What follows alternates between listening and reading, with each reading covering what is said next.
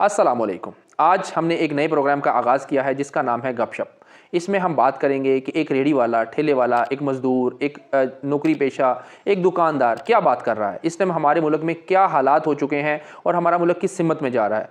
और इस प्रोग्राम में मुझे ज्वाइन करेंगे राहील। ये बात करेंगे, अपनी राय देंगे कि क्या लोग सोच रहे हैं। अब हम अपने इस प्रोग्राम का आगाज़ करते हैं। जी राहील साहब, कैसे हैं आप? अस्सलाम वालेकुम जी। मैं बिल्कुल ठीक अल्हम्दुलिल्लाह। वक़ास साहब, तो मुझे बड़ी खुशी हुई आपने मुझे ये मौका दिया, मैं भी अपनी दिल की बात अपने लोगों तक पहुंचा सकूं।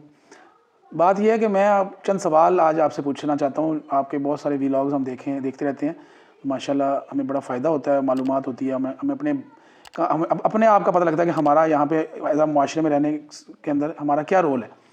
तो मेरा सवाल ये है कि पाकिस्तान में जो सबसे ज़रूरी जो इस टाइम सवाल हो रहा है कि ये जो हमारे मुल्क के हालात हैं, ये ऐसा कैसे हो गया, क्यों हो गया कि हर हुकूमत जब जाती है दूसरी हुकूमत को कहती है कि ये वो करके गई है, ये हमने नहीं किया। तो ये क्या है, IMF क्या है, ये बाहर के जो LCs हैं, ये क्या चीज़ है, ये ऐसा क्यों हो जाता है हर थोड़े अरसे बाद हम हालात कहते हैं जी नाजुक सूरत हाल से गुजर रहे हैं। इसके बारे में तो बताएं मुझे। बड़ा इंटरेस्टिंग क्वेश्चन है। मेरी क्योंकि एजुकेशन, मेरा बैकग्राउंड अकाउंट्स, फाइनेंस और इन्हीं चीज़ों से है और मैं ज़रूर इसके ऊपर अपनी बड़ी एक स्ट्रॉन्ग राय रखता हूँ। पाकिस्तान इस टाइम, इस वक्त, इस सिचुएशन में इसलिए है क्योंकि हमने एक लॉन्ग टर्म पॉलिसी नहीं बनाई। जब भी कोई हुकूमत पॉलिसी बनाती है तो वो हुकूमत के अंदर जो लोग हैं वो उनकी सोच की वजह से जो उनका विजन होता है उसके मुताबिक बनती है। वो सही है, वो गलत है, दूसरी पार्टीज उससे इत्तफाक करती हैं या नहीं करती, इस चीज़ को मद्देनज़र नहीं रखा जाता। जब भी कोई पॉलिसी बनती है, PTI की हुकूमत अपने लोगों के साथ मिलकर, अपने लोगों का जो उनका विजन है, उनके लीडर का विजन है, उसके मुताबिक पॉलिसी बनाकर गई। नून लीग ने अपने विजन के मुताबिक पॉलिसी बनाई। जब भी फिर नई हुकूमत आती है तो पिछली हुकूमत की पॉलिसीज़ को वो या तो बंद कर देती है, रोक देती है या ख़त्म कर देती है, जिसका नुकसान मुल्क को होता है, इन्वेस्टर्स को होता है। फॉरेन इन्वेस्टर डिस्टर्ब हो जाता है, वो उसका एतमाद मुल्क से हट जाता है। और आज हम जिस सिचुएशन में हैं, हम LCs में जिन प्रॉब्लम्स में डॉलर की कमी की वजह से घिरे हुए हैं, इसकी सबसे बड़ी वजह यह है कि हमने अपने मुल्क की लोकल मैन्युफैक्चरिंग इंडस्ट्री को डेवलप नहीं किया। जब हमने एक सुई भी बाहर से मंगवानी है, अब हम एक फॉर एग्जांपल कोई गाड़ी बनाते हैं तो उसके अगर 70-80% जो पार्ट्स हैं वो बाहर से अगर बनकर आएंगे तो हमारे लिए तो वो गाड़ी बेसिकली, हम तो सिर्फ उसके स्क्रू टाइट कर रहे हैं, उसके नट पेच कस रहे हैं और आपके तो कुछ भी नहीं कर रहे, जिसकी वजह से प्रॉब्लम हमारे जो डॉलर में जो कमी है, जो हमारी दरामदात और बरामदात में फ़र्क है, वो कायम है।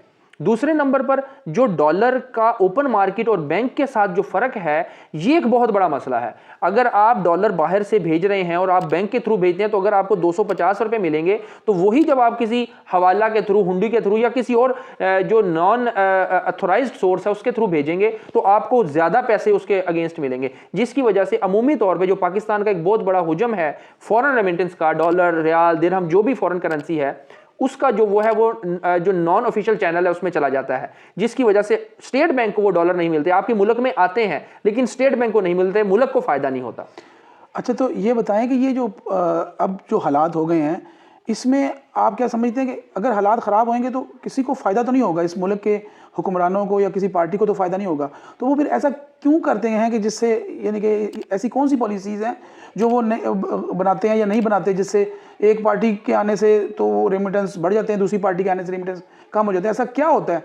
मेरा ख्याल है कोई पार्टी भी मुल्क दुश्मन तो नहीं है, हर पार्टी इस मुल्क के साथ मुखलिस है, लेकिन ऐसा क्या है जो वो उनकी तवज्जो से हट जाती है कि भी हमारे मुल्क में जो डॉलर का निज़ाम है आने जाने का वो गलत हो जाता है, ख़राब हो जाता है। ये एक बड़ा इंटरेस्टिंग सवाल है जिसके बारे में मैं मतलब बड़ी मोहतात राय दे सकता हूँ कि बहुत सारी चीज़ें हैं जो हमारे मुल्क के अंदर पॉलिटिकल इंस्टेबिलिटी है, ये एक बहुत बड़ी वजह है। मैं आपको एक छोटी सी मिसाल देता हूँ कि मैं बाहर के मुल्क में मैंने देखा कि वहाँ पर अमूमी तौर पे जितनी भी गवर्नमेंट बनती हैं, जो अपोजिशन होती है उनके वो उन गवर्नमेंट के साथ मिलकर काम करती है। मिसाल के तौर पे जब एक हुकूमत बनी उसके अंदर 10 मिनिस्ट्रियां बन गई, 10 मिनिस्टर बन गए। अब जो अपोजिशन है वो भी अपने 10 मिनिस्टर बनाती है, उनका नाम होता है शेडो मिनिस्टर, यानी कि वो साई की तरह काम करते हैं मिनिस्टर के साथ। ज़बरदस्त। उसके फ़ायदा क्या होता है कि जब कोई गवर्नमेंट का मिनिस्टर कोई पॉलिसी बना रहा होता है तो उसकी 80% तक इंफॉर्मेशन उस दूसरे जो शेडो मिनिस्टर है, जो अपोजिशन की तरफ से उसको रिप्रेजेंट कर रहा होता है, तो वो उस पॉलिसी को देख रहा होता है। उससे ये फायदा होता है जब कोई पॉलिसी बनती है, एक तो उसमें दोनों की राय आ जाती है, दोनों के अंदर वो जो बहस करने का जो लेवल है वो बहुत बेहतर हो जाता है, दोनों एक दूसरे की जो खामियां उसको दूर करने की कोशिश करते हैं। इल्ज़ाम तराशी के एक फैक्ट पे बात होती है। हाँ जी, और जब वो पॉलिसी बनती है तो बाद वाली हुकूमत भी उसको जो है ऑन करती है, उसके ऊपर पक्का रहती है कि हम इसको लेकर चलेंगे, क्योंकि हमने भी इसमें अपना हिस्सा डाला। हमने देखा कि पॉलिसी जब बन रही अगर थी, ऐसा पाकिस्तान में तो एक पॉलिसी भी ना बन पाएगी फिर, जो हालात पाकिस्तान देखिए में। पाकिस्तान में ऐसा होना चाहिए। हमारे जो पॉलिटिशियन हैं उनको मेच्योरिटी का वो है मेच्योर, और मजीद उनको दिखाना चाहिए लोगों को कि हम कितने मेच्योर हैं, हम भी बैठकर बात कर सकते हैं और अच्छी पॉलिसीज बना सकते हैं। लेकिन अनफॉर्चुनेटली जब तक हमारे पॉलिटिशियन, जो हमारे लीडर्स हैं, वो सेक्रीफाइस नहीं करेंगे, कुछ नहीं हो सकता। सबसे मेन पॉइंट जो हमारे मुल्क का एक बड़ा मसला है ना जी, वो ये है कि हमारे लीडर्स जो हैं वो तो आपको एक बहुत अच्छी तरीके से प्रेजेंट हो रहे होते हैं, लेकिन जो आपकी जो लोकल लीडरशिप है ना, वो इतनी उनका लेवल ऑफ थिंकिंग इतना जबरदस्त नहीं है, अप्रोच इतनी बड़ी नहीं है कि वो कोई ऐसी चीज बना सकें कि जिससे आपके शहर को, इलाके को फायदा हो सके। क्योंकि देखें जो वजीर आजम है वो अब एक छोटे से गांव में या शहर में जाके तो वहां उसका हाल अहवाल नहीं ले सकता कि वहां क्या हो रहा है, वहां क्या मसाइल है लोगों के। तो वो इन पार्लियामेंटेरियन जो लीडर्स हैं, इन्होंने ही उनको बताना है कि हमारे ये मसाइल हल किया जाए इनको। बिल्कुल ठीक हो गया, मुझे बहुत अच्छी तरीके से इस चीज़ का अंदाज़ा हो गया। अब मैं एक सवाल जो बड़ा अहम है मैं पूछना चाहता हूँ कि चाइना में ऐसा क्या है कि वो हर चीज़ बना लेते हैं, और हमारे पास ऐसा क्या नहीं है जो हम कुछ भी नहीं बना पाते। लोग उनके पास भी हैं, हमारे पास भी हैं, हर वो मादनियात हमारे पास भी हैं, उनके पास भी हैं, और अल्हम्दुलिल्लाह हम हर लिहाज से दुनिया के यानी कि नौजवान यूथ जो हमारे मुल्क में जो सबसे ज़्यादा है। तो क्या ऐसी चीज़ है जो हम नहीं बना। मैं हाल रोड पे गया तो एक प्रोटेक्टर जो है मोबाइल पे लगने वाला, वो तक हम चाइना से मंगवाते हैं। एक प्लास्टिक का एक बहुत ही एक कॉमन चीज़ है, नॉर्मल चीज़ है, जो हम जिसमें कोई साइंस इस्तेमाल नहीं होती, कोई बहुत बड़ी टेक्नोलॉजी इस्तेमाल नहीं होती। अगर हम ये भी नहीं बना पाएंगे तो मुझे बताएं कि हम फिर कहाँ खड़े हैं। देखिए इसकी बहुत बड़ी वजह यह है, सबसे पहले तो हमने लोगों को एजुकेट नहीं किया। हमारा मोस्टली जो बिजनेसमैन है वो इतना ज़्यादा एजुकेटेड नहीं है। अमूमी तौर पे बाप ने बिजनेस किया, बेटा उसमें चला गया। अगर वो गया भी तो उसने बहुत अच्छी एजुकेशन हासिल नहीं की। बहुत थोड़ी सी कम्युनिटी है जो बच्चों को पढ़ाती है, उसके बाद वो बिजनेस में जाते हैं, लेकिन अमूमी तौर पे लोग बड़ी कम एजुकेशन के बाद ही चलो जी वाला साहब का बड़ों का बिजनेस था उसमें शामिल हो गए। तो एजुकेशन एक बहुत बड़ा फैक्टर है। जब तक आपके पास एजुकेशन नहीं होगी आप इन चीज़ों की तरफ, नई टेक्नोलॉजी की तरफ नहीं जाएंगे। नंबर 2, जो सबसे बड़ा हमारे मुल्क का मसला है वो है कि हमारे मुल्क में, पाकिस्तान में अनफॉर्चुनेटली बिजनेस को डिस्करेज किया जाता है। अगर आपके पास पैसे हैं तो आप प्रॉपर्टी में इन्वेस्ट कर दें। एक तो आपके पैसे के ऊपर, प्रॉफिट के ऊपर किसी को नहीं पता आपने कितना कमाया, कितना प्रॉफिट कमाया, आपको कोई टैक्स नहीं, आपको कोई पूछने वाला नहीं। फिर उसमें आपकी ग्रोथ ज्यादा है, फिर उसमें आपको किसी डिपार्टमेंट को कोई जवाब नहीं देना, कोई इन्वायरमेंटल वाला नहीं आएगा, कोई और डिपार्टमेंट गवर्नमेंट का कोई एनओसी नहीं चाहिए। इसी तरह आप देखें गाड़ियों की इन्वेस्टमेंट में, गाड़ियों की बुकिंग में, जितना बायर असल यूजर गाड़ी खरीदने वाला इतनी बुकिंग नहीं करवाता, इतने पैसे नहीं जमा कराता गाड़ियों को जितना इन्वेस्टर कराते हैं। एक बंदे के 10-10, 20-20 गाड़ियों के पैसे एडवांस कंपनी के पास जमा होते हैं ताकि वो खरीद के ऑन पर बेच सकें। जो असल कंज्यूमर है उसके लिए वो चीज उसकी रेंज से बाहर चली जाती है। तो ये सबसे बड़ा फैक्टर है पाकिस्तान में।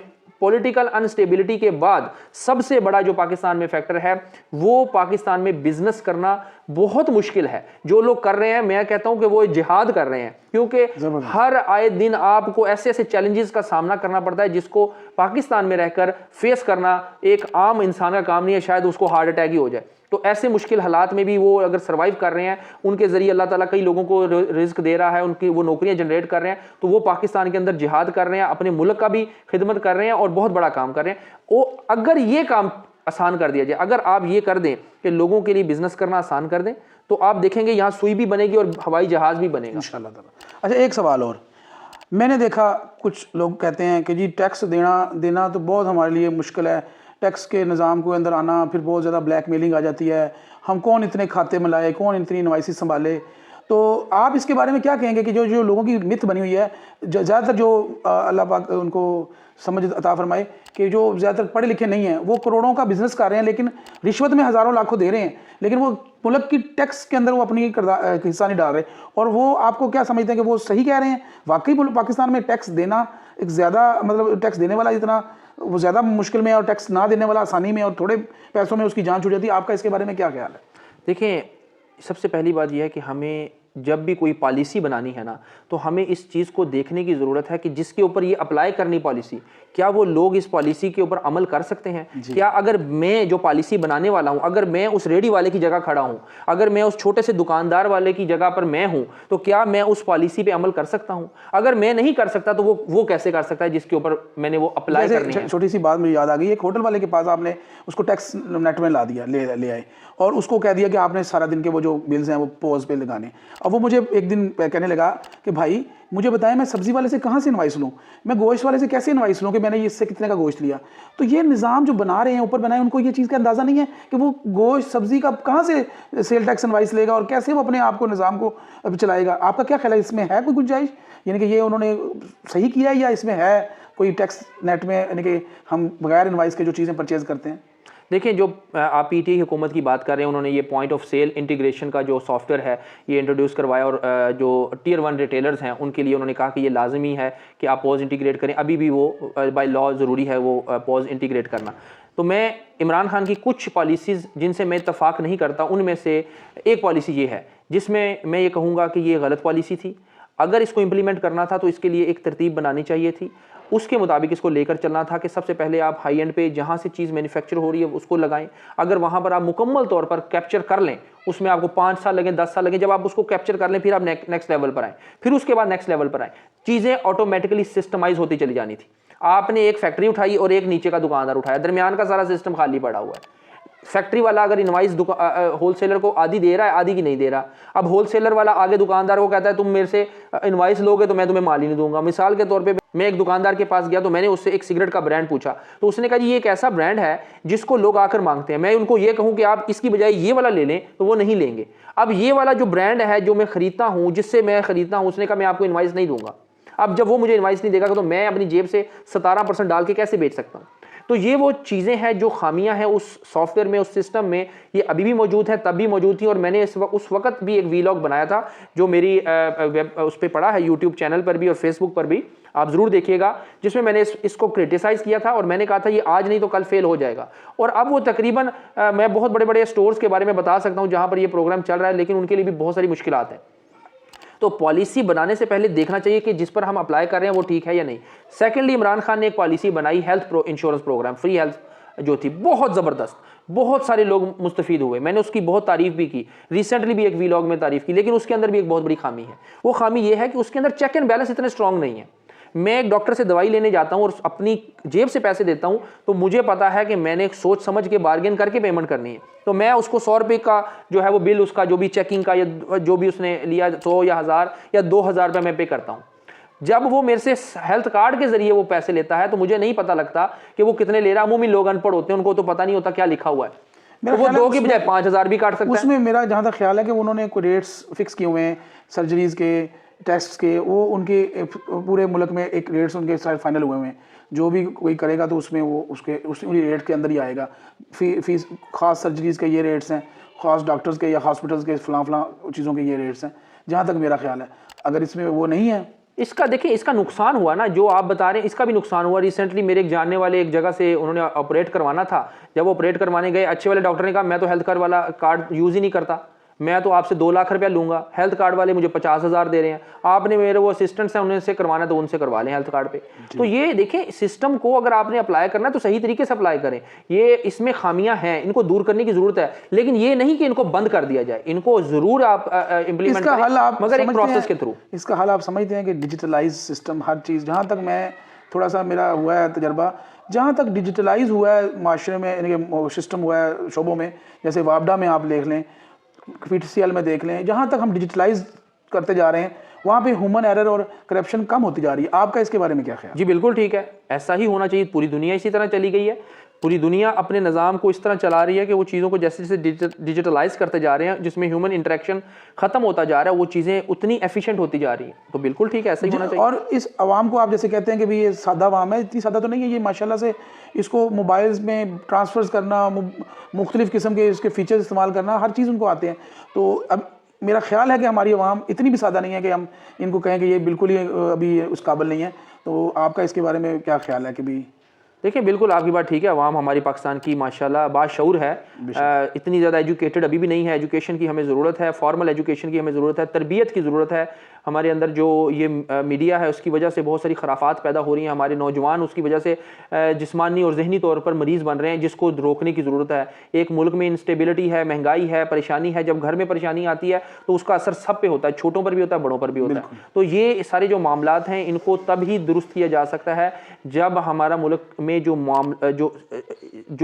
पॉलिटिकल सिस्टम है वो स्टेबल होगा, ये वाइब्रेशन ख़त्म होगी तो हम कुछ चलने के काबिल बनेंगे, और चलेंगे तो फिर दौड़ेंगे इंशाल्लाह। तो इंशाअल्लाह ताला अल्लाह हमें इस मुश्किल से निकालेगा। लेकिन नियर फ्यूचर में इस साल के अंदर अंदर अगर हम कहें कि क्या हम इस सिचुएशन से निकल सकते हैं तो मुझे मुश्किल लग रहा है। अच्छा, ये एक सवाल मैं अक्सर करता रहता हूँ, जो भी दोस्त बड़े मुझे बुजुर्ग मिलते हैं, कि यहाँ पे हम क्या कर सकते हैं? हमारा एक आम इंसान, एक आम आदमी, एक आम पाकिस्तानी, मर्द औरत बच्चा बूढ़ा, यानी कि जो भी जिस शोबे में भी है, कोई उम्र का उसका कैद नहीं है, उसके लिए क्या ऐसा वो आप कहेंगे कि वो ये करना शुरू कर दे, वन लाइनर कि ये करना शुरू कर दे, वो इंशाल्लाह आहिस्ता आहिस्ता माशरा ठीक हो जाएगा? देखिए जी, मैं उसके लिए ये कहूँगा कि जब इलेक्शन आए तो सोच समझ कर वोट दें, और ज़रूर वोट दें। और ये ना सोचें कि आपकी ज़ात क्या है, आपकी बरादरी क्या है। ये भी ना सोचें कि इस बंदे के साथ मेरा कोई पर्सनल इख्तलाफ है। ये सोचें क्या हमारे इलाके के लिए, हमारी कम्युनिटी के लिए ये बंदा ठीक है, किसी पार्टी से भी है। अगर वो शख्स ठीक है, बजाते खुद ठीक है, तो वो किसी पार्टी से भी होगा तो आपके इलाके में बेहतरी आएगी। अच्छा, अगर वो शख्स ठीक नहीं है तो वो किसी भी पार्टी से होगा, आपके इलाके में कोई बेहतरी नहीं आएगी। अच्छा, मैं अर्ज कर रहा हूँ कि इसमें दो सवाल निकलते हैं। एक तो जो बंदा, पहली बात है हमारे पास ऑप्शन में ही नहीं आता, ठीक बंदा कोई आता ही नहीं है, यानी कि हमारे पास जितनी ऑप्शन होती हैं वो उसमें से ठीक कोई भी नहीं होता हमारे लिहाज से। तो एक तो ये बात। दूसरी, अगर होता भी है तो हमें नज़र आ रहा है कि इसको वोट दे भी दें तो हम ये जीत नहीं पाएगा। अमूमी तौर पे लोग कहते हैं यार बंदा तो ठीक है लेकिन इन्हों वोट देने का फायदा कोई नहीं है, जो जितने सकना नहीं है। यहाँ पे बंदा क्या करे? देखें, जब आपने मुझसे पूछा कि इंडिविजुअल बंदा क्या करे, जब हर इंसान ये सोचेगा कि मैंने अपनी तई सही काम करना है, मैंने ये नहीं देखना कि राहील क्या कर रहा है, वकास क्या कर रहा है, अजमल क्या कर रहा है, असलम क्या कर रहा है, मैंने ये नहीं देखना। मैंने देखना मेरी जिम्मेदारी क्या है, क्या मैंने अपनी नमाज अदा की है। राहील ने नहीं की तो राहील को की फ़िक्र ज़रूर करूँ, लेकिन इसका मतलब ये नहीं कि खुद भी छोड़ दूँ। हम अपने आप को इंडिविजुअली ठीक करेंगे तो हमारी कम्युनिटी ठीक हो जाएगी। ये तो मौका मिलता है 5 साल बाद, लेकिन जो मैं आपसे सवाल करना चाह रहा हूँ कि तो मैं कैसे उसका अपना एहतजाज रिकॉर्ड करवाऊँ, कहाँ एहतजाज रिकॉर्ड करवाऊँ? देखें, ये एहतजाज जो है वो तो उनके आगे रिकॉर्ड करवाया जाता है जहाँ पर कौमों में कोई इसकी ज़िम्मेदारी होती है।